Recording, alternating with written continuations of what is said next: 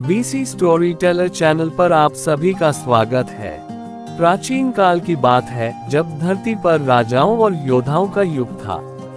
अगर ये चैनल आपको अच्छा लगे तो प्लीज लाइक और सब्सक्राइब करें। उसी समय प्रागज्योतिषपुर नामक राज्य में एक बालक का जन्म हुआ जिसका नाम रखा गया भगदत्त। उसके पिता नरकासुर एक शक्तिशाली लेकिन कठोर स्वभाव के राजा थे।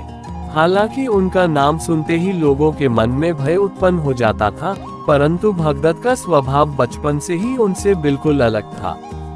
भगदत्त बचपन से ही शांत, विनम्र और जिज्ञासु प्रवृत्ति का था।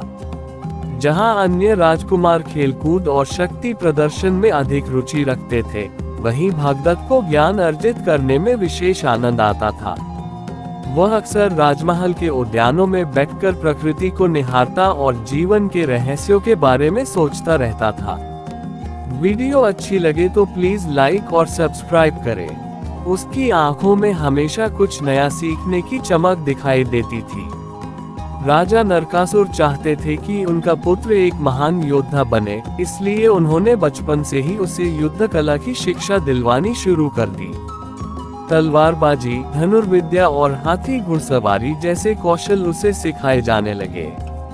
भगदत्त इन सभी में निपुण तो होता गया, लेकिन उसके मन में हमेशा यह विचार रहता कि शक्ति का उपयोग केवल रक्षा और न्याय के लिए होना चाहिए, न कि किसी को कष्ट देने के लिए।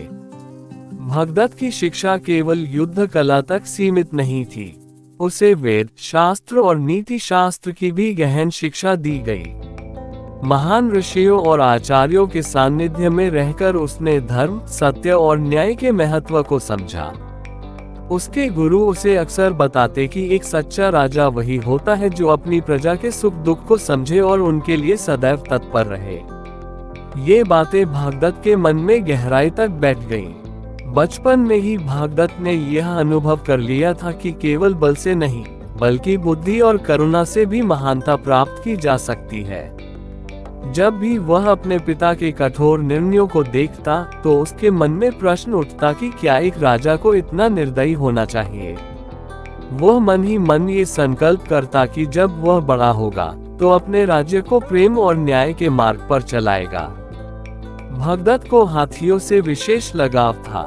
वह अक्सर राजमहल के अस्तबल में जाकर हाथियों के साथ समय बिताता, उन्हें स्नेह से सहलाता और उनकी देखभाल करता। वीडियो अच्छी लगे तो प्लीज लाइक और कमेंट करें। यही कारण था कि आगे चलकर वह एक महान गज योद्धा बना। उसका प्रिय हाथी भी उसके बचपन का ही साथी था, जिसके साथ उसका एक अनोखा संबंध बन गया था।